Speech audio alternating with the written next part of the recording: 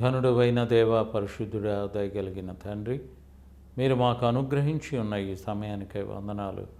మీ బిడ్డలు వినడానికి చేరి ఉండగా వారితో మీరు మాట్లాడి, నా ప్రభువా, వారి జీవిత యాత్ర అంతటిలో కూడా మీ వాక్యానుసారముగా జీవించుటకు సహాయమును దాస్యమని రక్షకుడైన యేసు పరిశుద్ధ నామమున బ్రతిమాలి అడుగి వేడుకుంటూ ఉన్నాము తండ్రి. ఆమేన్. ఈరోజు మనము యేసు ప్రభువారు బాప్తిసము పొంది ఉన్నటువంటి కార్యక్రమాన్ని మనము ఆలోచించి చదువుకొనవలసి ఉన్నాం. ఎందువలనంటే ప్రభువు బాప్తిసము పొంది ఉన్నప్పుడు జరిగి ఉన్నటువంటి సంఘటనలను మనము ఆలోచించి ఉన్నప్పుడు మత్తయి సువార్తలో యేసు ప్రభువారు బాప్తిసము తీసుకొని ఉన్నటువంటి సందర్భాన్ని 3వ అధ్యాయము 16వ వచనంలో చదువుకున్నాం. యేసు బాప్తిసము పొందిన వెంటనే నీళ్లలో నుండి ఒడ్డునకు వచ్చెను. ఇదిగో ఆకాశము తెరవబడెను. దేవుని ఆత్మ పావురము వలె దిగి తన మీదికి వచ్చుట చూచెను.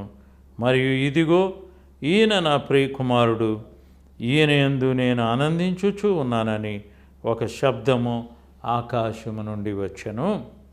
ఈయన నా ప్రియ కుమారుడు, ఈయన యందు నేను ఆనందించుచున్నాను. ఆ తర్వాత మరొక సువార్తలో ఎంత చక్కగా వ్రాయబడి ఉన్నదంటే, మార్కు సువార్తలో 1వ అధ్యాయము,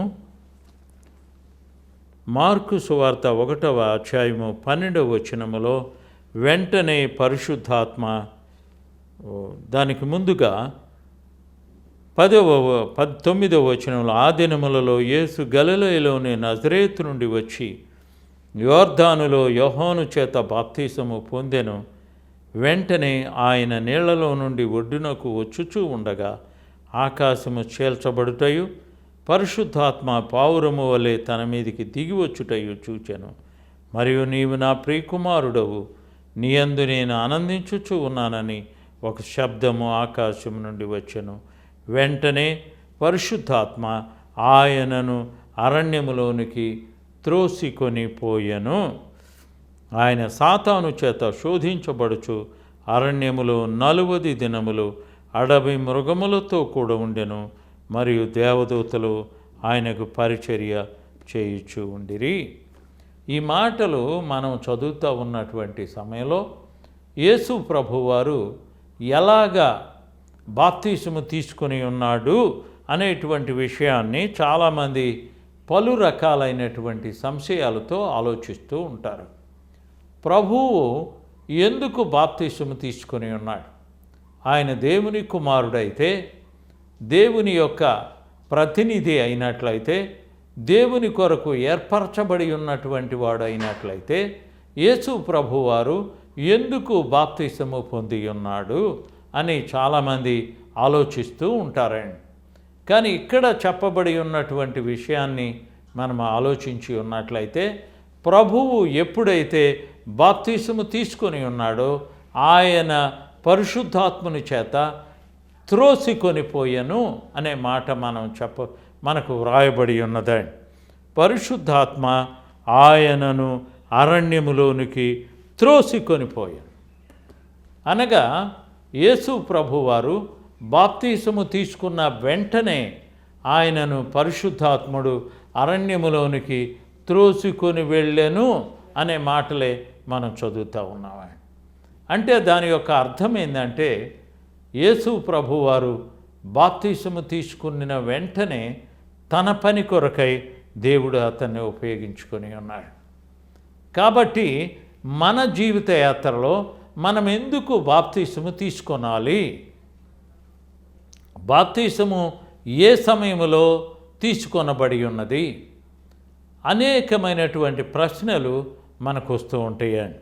వాటిల్లో బాప్తిసానికి బలమైనటువంటి పునాది అయినా, లేకుంటే క్రొత్త సంఘాన్ని బలపరిచి ఉన్నటువంటి భక్తుడైనటువంటి పేతురు యొక్క చరిత్రను మనం ఆలోచించి ఉన్నప్పుడు, పేతురు ప్రసంగం చేస్తూ అననయ్య ఇంటిలో కొర్నేలు ఇంటిలో ఉండి ప్రసంగం చేస్తూ ఉన్నటువంటి పేతురు 44వ వచనము, అపోస్తుల కార్యము 10వ అధ్యాయము 44వ వచనములో పేతురు ఈ మాటలు ఇంకా చెప్పుచూ ఉండగా అతని బోధ విన్న వారందరి మీదికి పరిశుద్ధాత్మ దిగెను.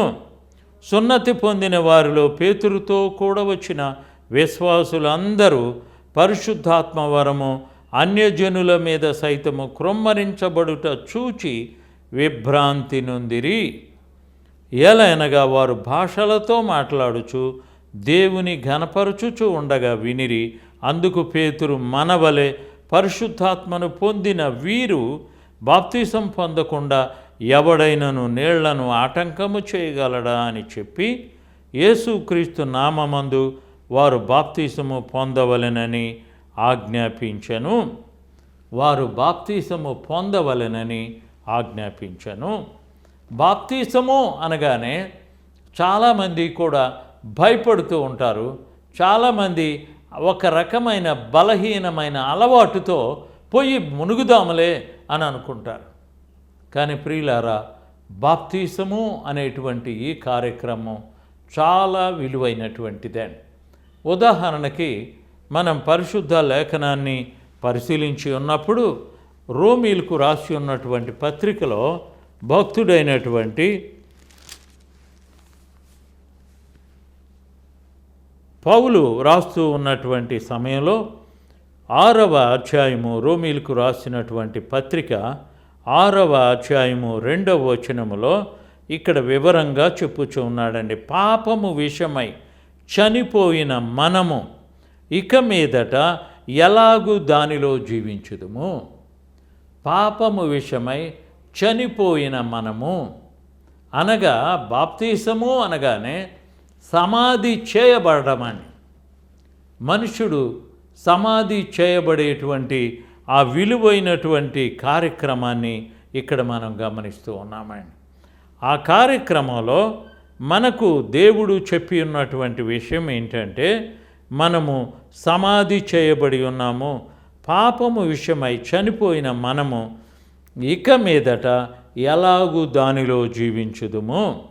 క్రీస్తు యేసులోనికి బాప్తిసం పొందిన మనమందరము ఆయన మరణములోనికి బాప్తిసము పొందితిరని మీరు ఎరుగరా? ఆయన మరణములోనికి బాప్తిసము పొందితిమి అంటే ఆ బాప్తిసము యొక్క కార్యక్రమాన్ని ఇక్కడ వివరంగా చెప్పుచూ ఉన్నాడండి. అలాగే మనమును నూతన జీవము పొందిన వారమై నడుచుకొనున్నట్లు మనము బాప్తిసము వలన మరణములో పాలు పొందుటకై ఆయనతో కూడా పాతి పెట్టబడితిమి. ఆయనతో కూడా పాతి పెట్టబడితిమి. బాప్తిసము అనగానే సమాధి కార్యక్రమం అని కూడా మనం గమనించవలసి ఉన్నామండి. మన యొక్క పాపములన్నింటినీ కూడా సమాధి చేసేటువంటి ఆధిక్యతను దేవుడు మనకిస్తూ ఉన్నాడండి. పాపములో చనిపోయి పరిశుద్ధతలో లేపబడటమే బాప్తిసములో ఉన్నటువంటి కార్యక్రమం అండి. అందుకనే అలాగే 4వ వచనము చివరి భాగములో అలాగే మనమును నూతన జీవము పొందిన వారమై నడుచుకొనున్నట్లు మనము బాప్తిసము వలన మరణములో పాలు పొందుటకై ఆయనతో కూడా పాతి పెట్టబడితిమి. మరియు ఆయన మరణము యొక్క సాదృశ్యమందు ఆయనతో ఐక్యము కలవారమైన ఎడల ఆయన పునరుద్ధానము యొక్క సాదృశ్యమందును ఆయనతో ఐక్యము గలవారమై యుందుము. ఏలయనగా మనమికను పాపమునకు దాసులము కాకుండుటకు పాప శరీరము నిరర్ధకమగునట్లు మన ప్రాచీన స్వభావము ఆయనతో సిలువ వేయబడినని ఎరుగుదుము. ఆయనతో సిలువ వేయబడడం, లేకుంటే సమాధి చేయడము, లేకుంటే మన పాత జీవితాన్ని తిరిగి పొందకుండా సమాధి చేసేటువంటి కార్యక్రమే బాప్తిసముల యొక్క కార్యక్రమం అండి. అందుకనే మన ప్రాచీన స్వభావమును ఆయనతో కూడా సిలువ వేయబడినని ఎరుగుదుము. చనిపోయిన వాడు పాప విముక్తుడని తీర్పు పొంది ఉన్నాడు. పాప విముక్తుడని తీర్పు పొంది ఉన్నాడు. కాబట్టి మనము ఎలాగ ఉన్నామో ఒక్కసారి గమనించవలసి ఉన్నాం. ఎందుకంటే చనిపోయినటువంటి మనము ఒక్కసారి చూడండి 10వ వచనములో, ఎలయనగా ఆయన చనిపోవుట చూడగా పాపము విషయమై ఒక్కమారే చనిపోయెను, కానీ ఆయన జీవించుట చూడగా దేవుని విషయమై జీవించుచూ ఉన్నాడు. అటువలే మీరును పాపము విషయమై మృతులుగాను దేవుని విషయమై క్రీస్తు యేసునందు సజీవులుగాను మిమ్మల్ని మీరే ఎంచుకొనిడి. మనము బాప్తిసముల యొక్క కార్యక్రమంలో ఎంత విలువైనటువంటిదో మనం గమనించవలసి ఉన్నామండి. చాలాసార్లు కూడా మానవుడు బాప్తిసాన్ని చాలా చులకనగా ఆలోచిస్తూ ఉంటారండి. అది పొరపాటు.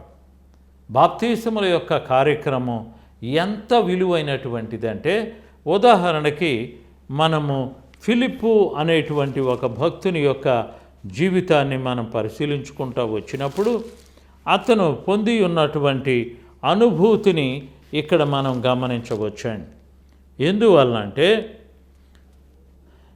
యేసు ప్రభువారు ఏ విధముగా బాప్తిసము పొంది ఉన్నాడో అలాగునే మన జీవితాల్లో కూడా బాప్తిసాన్ని పొందవలసి ఉన్నాం. ఒకానొక సమయంలో భక్తుడైనటువంటి ఫిలిప్పుతో దేవుని యొక్క ఆత్మ, నీవు ఫలానా చోటకి వెళ్ళు, 8వ అధ్యాయము 26వ వచనంలో, ప్రభువు దూత నీవు లేచి దక్షిణముగా వెళ్ళి యెరూషలేము నుండి గాజాకు పోవు మార్గమున కలుసుకోమని ఫిలిప్పుతో చెప్పగా అతడు లేచి వెళ్ళెను. అప్పుడు ఐథియోపియుల రాణి అయిన కందాకే క్రింద మంత్రి అయిన ఆమె యొక్క ధనాగారమంతటి మీద ఉన్న ఐథియోపియుడైన నపుంసకుడు ఆరాధించుటకు యెరూషలేమునకు వచ్చి ఉండెను. అతడు తిరిగి వెళ్ళుచు తన రథం మీద కూర్చుండి ప్రవక్త అయిన యెషయా గ్రంథమును చదువుచూ ఉండగా అప్పుడు ఆత్మ ఫిలిప్పుతో నీవు ఆ రథము దగ్గరకు పోయి దానిని కలుసుకోమని చెప్పెను. ఫిలిప్పు దగ్గరకు పరిగెత్తుకొని పోయి అతడు ప్రవక్త అయిన యెషయా గ్రంథమును చదువుచూ ఉండగా విని, నీవు చదువునది గ్రహించుచూ ఉన్నావా అని అడిగాను. అంటే దాని యొక్క అర్థం ఏంటంటే, ఇతను నపుంసకుడైనప్పటికీ కూడా ఇతను ఒక అధికారి, ఐథియోపియుడైన నపుంసకుడు, ఆరాధించటానికి యెరూషలేము వెళ్ళి వస్తూ ఉన్నాడు. అతను తన శరీర బలహీనతను ఆలోచించలేదు. అతను దేవుని దగ్గరికి వెళ్ళి, అనగా దేవాలయంలోనికి వెళ్ళి అతని యొక్క ఆలోచన అంతా కూడా సమకూర్చుకొని ప్రభువుకి సెలవిచ్చి ఉన్న మాటలను వినడానికి అతను వెళ్ళుచూ ఉన్నాడు. కానీ అతనికి సరైనటువంటి నెమ్మది లేనటువంటి సమయంలో అతను అక్కడ కూర్చొని పుస్తకాన్ని చదువుతూ ఉన్నాడు. ఆ మాటలను మనం ఆలోచించి ఉన్నప్పుడు అతను చదువుచూ ఉండెను. అప్పుడు ఆత్మ 29వ వచనములో ఫిలిప్పుతో నీవు ఆ రథము దగ్గరకు పోయి దానిని కలుసుకొనుమని చెప్పెను. ఫిలిప్పు దగ్గరకు పరిగెత్తుకొని పోయి అతడు ప్రవక్త అయిన యెషయా గ్రంథమును చదువుచూ ఉండగా విని, నీవు చదువునది గ్రహించుచూ ఉన్నావా అని అడుగగా అతడు, ఎవడైనను నాకు త్రోవ చూపకుంటే ఎలాగూ గ్రహింపగలనని చెప్పి రథమెక్కి తనతో కూర్చుండుమని ఫిలిప్పును వేడుకొనెను. ఇక్కడ మనము ఆలోచన చేయవలసి ఉన్నటువంటి గంభీరమైనటువంటి సత్యం ఏంటంటే, ఈ నపుంసకుడు దేవుని యొక్క మాటలు చదువుచూ ఉన్నాడు. అతని దగ్గరకు ఫిలిప్పుని దేవుడు పంపించి ఉన్నాడు. ఆత్మ ఫిలిప్పుతో నీవు తొందరగా వెళ్ళి ఆ రథము దగ్గర కలుసుకొనమని చెప్పినప్పుడు అతనితో సందర్భంలో ఏమని చెప్తున్నాడంటే, నీవు చదువునటువంటిది గ్రహించుచూ ఉన్నావా అని అడిగి ఉన్నాడు. చదువునటువంటిది నేను ఎలాగ గ్రహించగలను, నాకెవరైనా చెప్పితేనే నేను గ్రహించగలను అని అతను సెలవిచ్చి ఉన్నాడు. ఆ సమయంలో వారు వెళ్ళేటువంటి సమయంలో నీళ్లున్నటువంటి చోటు ఒకటి వచ్చి ఉన్నది. 35వ వచనంలో, అందుకు ఫిలిప్పు నోరు తెరిచి ఆ లేఖనమును అనుసరించి అతనికి యేసును గూర్చిన సువార్త ప్రకటించిన. వారు త్రోవలో వెళ్ళుచూ ఉండగా నీళ్లున్న ఒక చోటికి వచ్చినప్పుడు నపుంసకుడు, ఇదిగో నీళ్లు, నాకు బాప్తీసమిచ్చుటకు ఆటంకమేమని అడిగి రథము నిలుపుమని ఆజ్ఞాపించను. ఫిలిప్పు, నీవు పూర్ణ హృదయముతో విశ్వసించిన ఎడల పొందవచ్చునని చెప్పాను.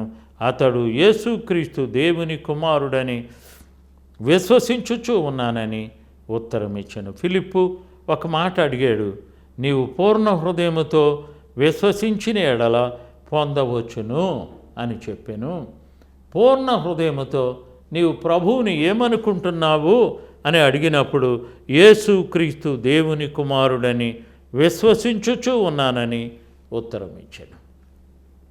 యేసుక్రీస్తు దేవుని కుమారుడని నమ్మి ఉన్నటువంటి నపుంసకునికి బాప్తీసం ఇవ్వటానికి భక్తుడైనటువంటి ఫిలిప్పు ఏమాత్రం కూడా సంశయపడకుండా వాళ్ళిద్దరూ, చూడండి 38వ వచనంలో, ఫిలిప్పు నపుంసకుడు ఇద్దరును నీళ్లలోనికి దిగిరి. అంతటా ఫిలిప్పు అతనికి బాప్తీసం ఇచ్చెను. వారు నీళ్లలో నుండి వెడలి వచ్చినప్పుడు ప్రభువు ఆత్మ ఫిలిప్పును కొనిపోయెను. నపుంసకుడు సంతోషించుచు తన త్రోవను వెళ్ళెను. అతడు ఫిలిప్పును మరి ఎన్నడూనూ చూడలేదు. అయితే ఫిలిప్పు అజోతులో కనబడెను. అక్కడ నుండి కైసరుకు వచ్చు వరకు అతడు పట్టణములన్నిటిలో సంచరించుచు సువార్త ప్రకటించుచు వచ్చాను. కాబట్టి ఇక్కడ ఫిలిప్పు నపుంసకునికి బాప్తీసం ఇచ్చి ఉన్నాడు. అనగా అతను బాప్తీసం ఇచ్చేటువంటి సమయంలో నీవు ప్రభువుని గురించి ఏమనుకుంటున్నావు అని చెప్పినప్పుడు ఆయన దేవుని కుమారుడైన యేసు ప్రభువారు అని అతను నమ్మి బాప్తీసం పొంది ఉన్నాడు. కాబట్టి ప్రియులారా, మనము బాప్తీసము అనగానే మనం నేర్చుకొనవలసి ఉన్నటువంటి ఒక అంశం ఏంటంటే, మన పాపములను సమాధి చేయడానికే బాప్తీసము అనేటువంటి కార్యక్రమాన్ని దేవుడు పెట్టి ఉన్నాడు. కనుక బాప్తీసము అనేటువంటి ఈ కార్యక్రమాన్ని మనము అనుసరించేటప్పుడు మన జీవితాలు ఏ విధంగా ఉన్నాయో పరిశీలించుకొనవలనని ప్రభువు మనతో చెప్పుచూ ఉన్నాడు. పేతురు ప్రసంగాన్ని విని ఉన్నటువంటి వాళ్ళు ప్రభువుని రక్షకునిగా అంగీకరించడమే కాకుండా ఆ మాటలను మనము ఆలోచిస్తూ ఉన్నటువంటి సమయంలో కొన్ని వేల మంది, చూడండి 4వ అధ్యాయము అపోస్తుల కార్యములో 4వ అధ్యాయము 3వ వచనములో, వారిని బలాత్కారముగా పట్టుకొని సాయంకాలమైనందున మరునాటి వరకు వారిని కావలిలో ఉంచిరి. వాక్యము వినిన వారిలో అనేకులు నమ్మిరి. వారిలో పురుషుల సంఖ్య ఇంచుమించు 5,000 ఆయను. 5,000 మంది ప్రభువుని రక్షకునిగా అంగీకరించి బాప్తీసము తీసుకొని ఉన్నట్లుగా మనం చూస్తూ ఉన్నాం. కాబట్టి ప్రియులారా, మనం ఎక్కడ ఉన్నామో ఒక్కసారి పరిశీలించుకోనవల్లని ప్రభువు మనతో చెప్పుచూ ఉన్నాడు. కనుక మన స్థితి ఏ విధంగా ఉన్నది, మనలో ఎంతమందిమి ప్రభువుని రక్షకునిగా అంగీకరిస్తూ ఉన్నాము, ఆయన బాప్తీసం అనేటువంటి కార్యక్రమం మన జీవితాల్లో ఒక విలువైనటువంటిది. ఆ విలువైన కార్యక్రమం ఏంటంటే రక్షకుడు యేసు ప్రభువారు.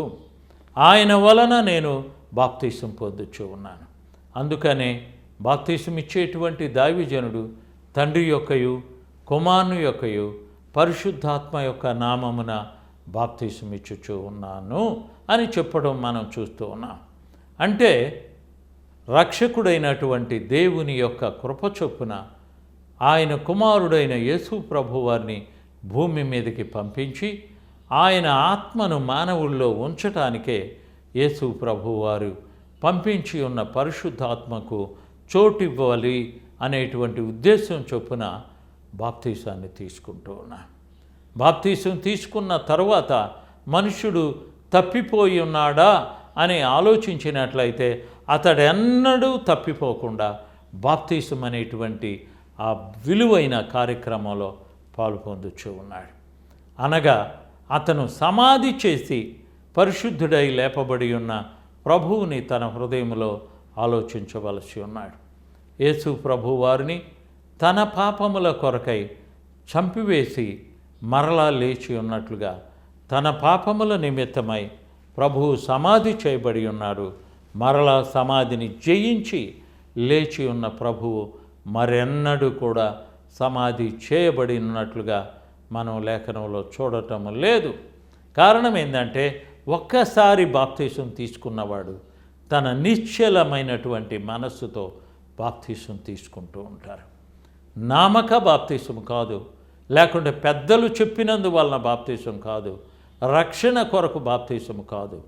మనం నేర్చుకోవలసి ఉన్న విలువైన అంశం ఏంటంటే మనం బాప్తీసం తీసుకున్న తర్వాత మరెన్నడూ కూడా మన పాత జీవితంలోనికి వెళ్లకుండా యేసు ప్రభువారు సెలవిచ్చి ఉన్న మాటలను బట్టి మనము 2 చోట్ల జన్మించవలసి ఉన్నాం. ఒకటేమో నీటి మూలముగాను, మరొకటేమో ఆత్మ మూలముగాను జన్మించవలెను అని యేసు ప్రభువారు భక్తుడైనటువంటి నికోదేముతో సెలవిచ్చి ఉన్నాడు.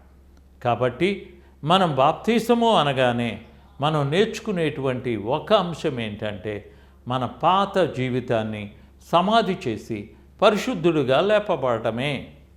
పాత జీవితము, పాపపు జీవితము, లేకుంటే గత జీవితము, అమాయకమైన జీవితము, మూర్ఖత్వంతో కూడి ఉన్నటువంటి జీవితము, మన జీవితములో అసహ్యమైనటువంటి దానిని సమాధి చేసి పరిశుద్ధులుగా లేపబడటానికే బాప్తీసం అనేటువంటి కార్యక్రమంలో పాల్పొందుచూ ఉన్నాం. కాబట్టి ఈ బాప్తీసం అనేటువంటి ఈ కార్యక్రమం మానవుడు తాను జన్మించి ఉన్నప్పుడే మరొక జన్మను పొంది ఉన్నటువంటి రీతిగా అతను నీరు అనేటువంటి బాప్తీసాన్ని పొందటానికి వెళ్ళుచూ ఉన్నాడు. నీటిలోనికి వెళ్ళినప్పుడు దైవజనుడు నీవు రక్షకుని అంగీకరించి ఉన్నందున తండ్రి, కుమార, పరిశుద్ధాత్మ పేరుతో నీకు బాప్తీసం ఇస్తూ ఉన్నాను అని చెప్పుచూ ఉన్నాడు. అంటే దాని యొక్క అర్థం ఏంటంటే మానవుడు ఎప్పుడైతే యేసు ప్రభువారిని రక్షకుడుగా అంగీకరించి తన పాపములన్నింటినీ కూడా ప్రభు యొక్క మహిమ కలిగిన సన్నిధిలో ఒప్పుకొని తను దేవుని సన్నిధానములో దేవుని ఇష్టప్రకారంగా జీవించటానికి సిద్ధపడుచూ ఉంటాడో ఆ విషయాన్ని జ్ఞాపకం చేసుకుంటూ బాప్తీసాన్ని పొందుచూ ఉన్నారు. కాబట్టి బాప్తీసము పొందటము అనగానే మరొక జన్మ ఎత్తినట్లుగా మనుష్యుడు భావించవలసి ఉన్నాడు. తాను నీరు అనే సమాధిని చూచుతూ మహిమ కలిగి ఉన్నటువంటి అంగీకారమును అంగీకరించి మృత్యుంజయుడై లేచిన వాని మాదిరిగా అతను జీవించవలసి ఉన్నాడు. కాబట్టి బాప్తీసములో ఉన్నటువంటి పరిశుద్ధతను మనం ఒక్కసారి అనుకుంటూ బాప్తీసాల కార్యక్రమంలోనికి వెళ్ళవలసి ఉన్నాం. ఎందువలనంటే బాప్తీసాల కార్యక్రమం పాప క్షమాపణ జరుగుచున్నది. పరిశుద్ధాత్ముని యొక్క దీవెనలను మనం పొందుచూ ఉంటాము. మనము ప్రభువు వచ్చే వరకు కూడా ఆయనకు నమ్మకంగా ఉండడానికి బాప్తీసం తీసుకుంటాం. కాబట్టి ఈ బాప్తీసములో ఉన్నటువంటి అనుభూతిని, లేకుంటే బాప్తీసములో ఉన్నటువంటి ఆశీర్వాదాన్ని, బాప్తీసములో ఉన్నటువంటి ప్రత్యేకమైన జీవనాన్ని మనం జీవించటానికి సిద్ధపడుచూ ఉన్నామా లేదా అనేటువంటిది ఒకసారి పరిశీలించవలసి ఉన్నాం. మనం బాప్తీసం తీసుకుని ఉన్నప్పుడు ప్రభు ఇచ్చేటువంటి ఆశీర్వాదాన్ని మనం పొందవలసి ఉన్నాం. యేసు ప్రభు వారి యొక్క మహిమ కలిగి ఉన్న మేల్కొల్పులో మనము పాలుపుచ్చుకొనుచూ ఉన్నాం. ప్రభువు పేరుతో బాప్తీసము తీసుకోవడం అనగానే ప్రభువు పేరుతో మనము సమాధి చేస్తూ ఉన్నాం. మన పాపములను, మన పాత జీవితాన్ని, మనకు దేవుడిచ్చినటువంటి ఆ గొప్ప ఆశీర్వాదాన్ని పొందటానికి ప్రభువు మనతో ఉన్నాడు. కాబట్టి ప్రియులారా, మనం ఒక్కసారి మనం ఆలోచించుకుందాం. మనం ఎక్కడ ఉన్నాము, మన స్థితి ఏ విధముగా ఉన్నది అనేటువంటి విషయాన్ని పరిశీలించుకుంటా బాప్తీసాల కార్యక్రమంలో మనం పాలు పొందవలసి ఉన్నాం. బాప్తీసము అనేటువంటిది మానవుని జీవితంలో విలువైనటువంటిది. అందువలన ఆ విలువైన కార్యక్రమంలో మనం పాలు పొందినప్పుడు మనము మన పరిస్థితిని ఒక్కసారి లెక్క వేసుకున్నాం. మనం ఎలాగా బాప్తీసం తీసుకుంటూ ఉన్నాం? మనం బాప్తీసం తీసుకుంటూ ఉన్నప్పుడు మన స్థితి ఏ విధముగా ఉన్నది? ఆరోగ్యవంతులుగా ప్రభువుతో ఒడంబడిక చేసుకుంటూ ఆ కార్యక్రమంలో పాల్పొందుచూ ఉన్నాం. ప్రభువుతో ఒడంబడిక చేసుకునేటప్పుడు, ప్రభువా, నేను నీకిష్టుడుగా జీవించటానికి ఇష్టపడుచు బాప్తీసం తీసుకుంటూ ఉన్నాను. నీ దయ వలన నేను సిద్ధపడి ఆ కార్యక్రమంలో పాల్పొందుచూ ఉన్నాను. అనగా ప్రతి మనుష్యుడు కూడా తాను సిద్ధపడేటువంటి జీవితాన్ని జ్ఞాపకం చేసుకుంటూ పరిశుద్ధాత్ముడు మనకు అనుగ్రహించిన నడవడి చేత మనం బాప్తీసం తీసుకుంటూ ఉన్నాం. బాప్తీసం తీసుకునేటువంటి సమయంలో మనలో ఎంతమందిమి పరిపూర్ణమైన మార్పుతో బాప్తీసం తీసుకుంటూ ఉన్నామో పరిశీలించుకొనవలనని ప్రభువు మనకి చెప్పుచూ ఉన్నాడు. కాబట్టి ప్రియులారా, మనం ఎక్కడ ఉన్నామో ఒక్కసారి పరిశీలించుకొని మన స్థితిని బట్టి బాప్తీసము పొందవలసి ఉన్నాం. ఆ తర్వాత బాప్తీసము పొంది ఉన్నటువంటి మనుషులు ఏ విధముగా వారి యొక్క జీవిత యాత్రలను కొనసాగించుకొని ఉన్నారో మనము కూడా ప్రభువునందు బాప్తీసము పొందిన తర్వాత మన జీవితాన్ని ప్రభువుతో ఉండటానికి ఇష్టపడవలసి ఉన్నాం. పరిశుద్ధ లేఖనములో కొందరు అబద్ధీకులైనటువంటి బోధకులు యేసు ప్రభువారిని అమ్మేసి వంటి వారు, లేకుంటే ప్రభువుని అవమానపరిచేటువంటి వాళ్ళు కూడా బాప్తీసం తీసుకోవటం చూచి ఉన్నాం. కానీ అలాంటిది కాదు. బాప్తీసం అనగానే దేవునితో ఒడంబడిక చేసుకునేటువంటి నిబంధన, క్రొత్త నిబంధనగా మనము యేసు ప్రభువారినందు బాప్తీసం తీసుకుంటున్నాం. మన పాపములను సమాధి చేస్తూ ఉన్నాం. మన పాత జీవితాన్ని సమాధి చేస్తూ యేసు ప్రభువారు ఇచ్చేటువంటి ఆశీర్వాదకరమైన స్థితిలో మనము దేవుని యందు ఉన్నామని జ్ఞాపకం చేసుకొని ప్రభువునందు బలవంతులుగా ఉండవలనని యేసు ప్రభువారు మనల్ని హెచ్చరిస్తూ ఈ మాటలు చెప్పుచూ ఉన్నారు. కాబట్టి ప్రియులారా, మనం ఎలాగున్నామో ఒక్కసారి పరిశీలించుకొని మనము చనిపోయి మనలో ప్రభువు జీవించుచూ ఉన్నాడు అనే రీతిగా మనం బాప్తీసం పొందవలసి ఉన్నాం. బాప్తీసం పొందిన తర్వాత మరెన్నడూ కూడా మన పాత జీవితానికి మనం వెళ్ళకూడదని ప్రభు మనకి సెలవిస్తూ ఉన్నాడు. కాబట్టి ప్రియులారా, మనం ఎలాగా జీవించుచూ ఉన్నామో, మన జీవిత యాత్ర ఏ విధముగా ఉన్నదో అన్నింటినీ పరిశీలించుకొని ప్రభు బిడ్డలుగా మనం జీవించడానికి ఏర్పాటు చేయబడి ఉన్న ఒక క్రొత్త జీవితమే బాప్తీసములు అనేటువంటి కార్యక్రమం. కాబట్టి ఇప్పటి వరకు మనము విని ఉన్నటువంటి వాక్యానుసారముగా మనము యేసు ప్రభువారిని రక్షకుడని నమ్ముతున్నాం. మన పాపములను ఆయన సమాధి చేసి ఉన్నాడు. ఆయన సమాధి చేసేటువంటి కార్యక్రమే నీళ్ళలో మునిగి మరలా లేపబడుతూ ఉంటామని.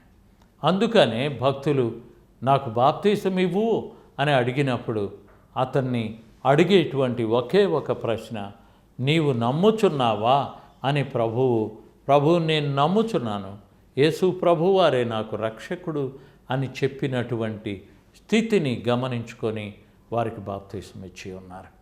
కాబట్టి ప్రియులారా, మనము ఈ సమయంలో బాప్తీసము అనేటువంటి కార్యక్రమాన్ని పొందటానికి సిద్ధంగా ఉన్నామా అని ప్రభు మనల్ని అడుగుతూ ఉన్నాడు.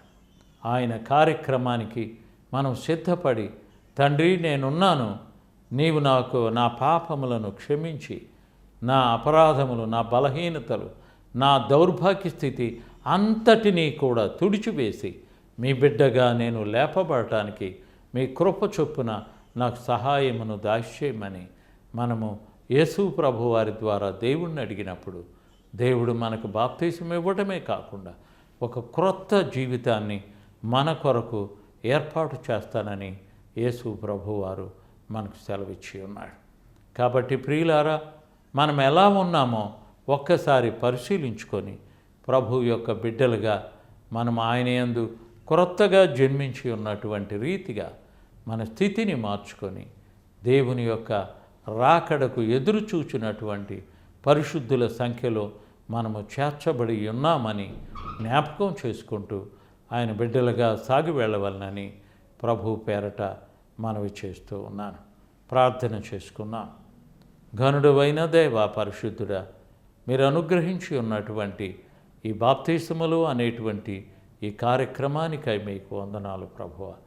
మీ దయ వలన, మీ యొక్క కృప చొప్పున మీరు అనుగ్రహించిన ఆశీర్వాదమును మేము కొనియాడుకుంటూ ప్రభువు నామమున బాప్తిసం పొందుచూ ఉండగా, నా ప్రభువ, ఆ కార్యక్రమంలో ఉన్న విలువను గ్రహించుకొని నూతన జన్మ వలె నీళ్ల వలన బాప్తిసము పొందిన వారమై మీ చిత్తానుసారముగా జీవించుటకు మమ్ములను ప్రత్యేకపరిచి పరిశుద్ధపరిచి మీ మహిమ కొరకు మమ్ములను వాడుకొనుమని తండ్రి, మీ వాక్యమును వినుచూ ఉన్న ప్రతి శ్రోతను మీరు ఆశీర్వదించవలసి ఉన్నదిగా మా రక్షకుడు మా ప్రభువును అయ్యున్నటువంటి యేసు ప్రభువారి అతి పరిశుద్ధ నామమున మిక్కిలి బ్రతిమాలి అడిగి వేడుకుంటూ ఉన్నాము తండ్రి. ఆమెన్.